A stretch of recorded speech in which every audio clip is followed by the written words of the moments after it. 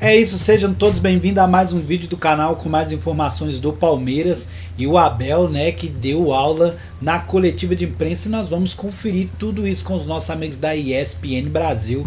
Então, já se inscreve no canal e dê seu like para ficar por dentro de todas as notícias do Palmeiras que sai aqui no nosso canal e coloca aí nos comentários se você gostou dessa vitória por 2-0 do Palmeiras e se você acha também que poderia ter sido ainda maior. Deixa aí sua opinião nos comentários e bora pro vídeo, vamos lá. Vamos lá.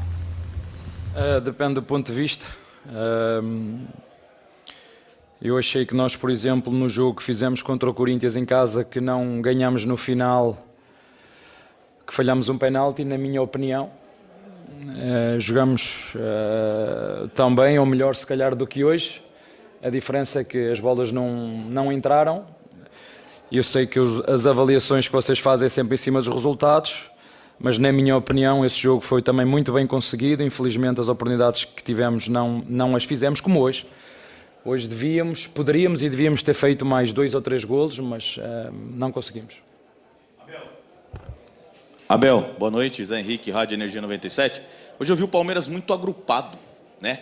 Vinha um jogador do Corinthians, pegava a bola, 3, 4 ali tentando roubar a bola, um se ajudando. E aí, uma pergunta que o torcedor palmeirense provavelmente faria para você. Por que não jogou assim, né, contra o Corinthians em Itaquera? Você disse há pouco na coletiva passada sobre o Ranieri, se eu não me engano, mas eu vi essa aproximação, essa chegada e uma coisa muito importante. Faca nos dentes. Hoje o Palmeiras entrou realmente para jogar um clássico? Não, olha... Eu falei com o teu amigo no início do jogo, nós fizemos o Paulistão praticamente sem reforços. O nosso melhor jogador no Paulistão lesionou-se, nunca mais jogou até à data de hoje. São factos. Eu entendo que as expectativas estão muito altas. Nem mesmo o Verstappen agora consegue ganhar sempre em primeiro. As atualizações às vezes demoram a chegar ao ponto que cada um quer, portanto eu não vou alterar uma vírgula daquilo que foi das críticas que nós recebemos há um tempo atrás. Há muito trabalho para fazer, há muita atualização para fazer nesta máquina. Já fizemos hoje algumas, ou já tínhamos feito já no Sport, já tínhamos feito em casa com o próprio Botafogo, ainda com apenas 2 dias de recuperação após uma final, que também ninguém fala, ninguém quer saber também disso. Mesmo agora no último jogo com o Cerro continuamos nessa atualização e, como disse, a jornada é longa, mas é importante que os jogadores vão percebendo as atualizações ou a atualização que eu fiz e vamos ganhar umas vezes e perder outras. Abel, boa noite. Gustavo Soler da Rádio Bandeirantes. E nessas atualizações que você fez na equipe, deu para perceber um Estevão não ficando muito pelo lado direito. Muitas vezes o Estevão caía por dentro, caía pela esquerda, buscava muito atacar de todos os lados do campo pelo setor ofensivo. Essa foi uma mudança também naquelas rotas de ataque que você já falou em outras entrevistas. Teve uma atualização nessas rotas de ataques do Palmeiras. Uma segunda pergunta, né? Antes do jogo, vocês acabaram perdendo o Murilo com um problema físico, e aí o Mikael, o único zagueiro, é quem fica no banco. Quero te perguntar sobre o Naves, porque você já falou contra o São Bernardo, que era um jogador que o Palmeiras quer ajudar, pode procurar um novo espaço, mas depois da final do Campeonato Paulista, o próprio Naves conversou com a gente e falou, não, pensei, acho que eu vou ficar. O Naves, ele fica ou é um jogador que o Palmeiras hoje busca um outro espaço para ele? Olha, o Naves foi dos jogadores que mais pediu para sair e nós deixámos sair, mas a verdade é que não apareceu, a não ser agora, o Botafogo, e apareceu porque tem um jogador lesionado e nós não vamos emprestar a um jogador. Se quiser, paga, há um preço e não é muito caro. Se quiserem esse jogador, pagam e a gente não tem. Eu não tenho problema nenhum em vender jogadores ao meu rival, nenhum. Agora não vamos emprestar com a opção de compra, porque aqui no Palmeiras ninguém é idiota, não é? Sabemos aquilo que fazemos. Como eu te disse, o Naves pediu muito para sair, nós sim senhor. Houve uma outra abordagem, mas nada de concreto. Ficámos à espera que o empresário trouxesse algo de concreto. não trouxe nada, como tu disseste, é nosso jogador. Infelizmente hoje, como tu disseste muito bem, o Murilo lesionou-se. Como tu disseste muito bem, apesar de ter pedido muito para ir embora, jogou muito no Paulistão, inclusive entrou na final, como tu sabes, portanto.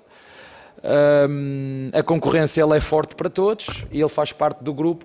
Agora não podemos é aceitar negócios que não fazem sentido absolutamente nenhum. Vamos esperar até o final, até meio do ano, e ver o que é melhor para todas as partes. Mas essa é uma questão mais do departamento de futebol, não é uma questão minha. Eu já disse que gosto muito do jogador, inclusive jogou muito connosco, mas o jogador é um jogador que quer jogar mais, eu entendo isso perfeitamente. Agora é uma questão que o Barros tem que resolver. A outra pergunta das atualizações que tu estavas a dizer, como deves calcular, não te vou dizer o que é que nós fizemos. E a segunda pergunta, e reforçando ainda isso, o Estevão jogou exatamente igual que nós jogámos hoje no primeiro jogo que fizemos com o Corinthians, que falhámos o penalti no último minuto. Exatamente igual. Qual foi a diferença? Hoje conseguimos fazer 2 golos. E por incrível que pareça, 2 golaços, né? Fora da área. E às vezes aqueles que são dentro da área facinho para fazer, às vezes não conseguimos fazer. Mas é bom que os nossos jogadores entendam que as equipas cada vez que jogam com o Palmeiras jogam muito retrancadas, como foi 23 remates contra 2 ou 3 deste mesmo rival em nossa casa, e nós não conseguimos furar aquela linha, se calhar muito por culpa destes remates exteriores, e esta é uma das armas que nós temos que ter, para além dos cruzamentos, para além das combinações, para além das viradas de flanco. Equipas que jogam tão baixas e tão cerradas, temos que usar e bem os remates exteriores, porque já o sofremos, por exemplo, quando fomos jogar no primeiro jogo da Libertadores, 2 golaços. É uma das armas que temos, e fico feliz por os jogadores ouvirem o que o treinador lhes diz, e mais do que tudo, nós só fazemos golos se chutarmos no golo, e são 2 jogadores que têm essas características, e espero que continuem a arriscar. Edson Rufino, 105 FM. Hoje foi o 4º jogo envolvendo Palmeiras e Corinthians. Eu queria saber, se você puder falar, a respeito da preleção. Foi muito diferente dos jogos anteriores, porque o Palmeiras esteve em campo, encarou o jogo como se fosse uma final de campeonato. Não,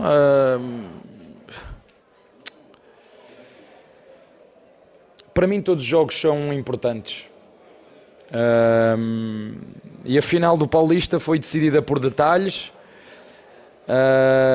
Se nós formos puxar atrás, nós falhámos um penalti no primeiro jogo do Paulista, vocês estão sempre a falar no Paulista, que nos podia colocar, inclusive, numa fase seguinte, em primeiro lugar. Se vocês se lembram, que deu um empate, que nós fizéssemos esse penalti, tínhamos ganho esse jogo no último segundo, lembra-se? No primeiro jogo da final, em nossa casa, o Corinthians só defendeu, e bem, e numa transição que teve, ou num remate fora da área do Yuri Alberto, fez 1-0. E em casa deles, podemos ter empatado a eliminatória. O que é que aconteceu? Sabe-me dizer? O que é que aconteceu? Falhámos um penalti. Então temos que aceitar. Eu não mudo o meu discurso em função se ganho ou se perco. Fico contente quando ganho e fico puto quando perco. E isso eu não vou mudar. Eu sou assim, não vou mudar. Odeio perder. Amo ganhar. Isto sou eu. Isto eu não vou mudar. Entende? Portanto, o Corinthians é um dos rivais que nós temos ao longo deste ano. E esta prova é para somar pontos. Seja contra quem for. Para mim é igual. Mas o Corinthians, isso é para vocês, para os nossos torcedores. Para mim é um adversário que nós temos que ganhar. Eu não mudo a minha filosofia, nem a minha postura, seja com o Corinthians, porque nos ganhou a final. Para mim já passou. E já disse à Presidente o que é que eu penso do Paulista. Já disse à minha Presidente o que é que eu penso desse campeonato. Já lhe disse e digo-lhe as vezes que forem precisas. E se vocês forem atrás e puxarem uma fala minha, eu falei o que é que significava o Paulista para mim, para a nossa equipa e para outras equipas. E o que nós hoje fizemos é o que nós temos que fazer. É entrar fortes no jogo, é mudar as nossas dinâmicas, é enganar o adversário como hoje enganamos, que estava à espera de uma coisa e nós fizemos outra, e conseguimos-lhe tapar um jogador que é fundamental nesta equipa. As equipas que conseguir bloquear o Carrilho, bloqueiam 50% do jogo ofensivo do nosso adversário. E nós hoje tínhamos de facto gatilhos para bloquear esse jogador, que foi o jogador que quer em casa, quer fora, mesmo em casa não tendo muita bola, porque não tiveram a bola em casa, mas foi o jogador que mais criou do nosso adversário. Portanto, umas vezes ganhamos, outras aprendemos, e quando perdemos com o Corinthians aprendemos, e foi isso que fizemos hoje. Pena, como te disse, de ter sido só... O resultado acaba por ser muito curto para aquilo que foi a produção da nossa equipa. Devíamos e poderíamos ter feito mais 2 ou 3 golos. Aliás, fizemos. Boa noite, Abel. João Quer do Verdazo. Abel, no último jogo você perdeu o Veiga, que era uma peça muito importante para o seu time, era titular, jogava por dentro, e imediatamente você colocou o Felipe Anderson para jogo. E, diferentemente das últimas vezes que ele entrou, ele jogou pela direita e o Estevão mais por dentro. Hoje você fez a mesma escalação, né? O Felipe desde o começo jogou mais aberto pela direita, e então imagino que você tenha gostado do que você viu. Qual que é a sua percepção sobre as atuações do Estevão mais por dentro e a do Felipe jogando pela direita? E afinal, o Felipe chegou a te pedir em algum momento para jogar pela esquerda, para jogar pelo meio, para jogar pela direita? Olha, eu falo sempre muito com os jogadores para perceber quais são as posições que eles mais gostam.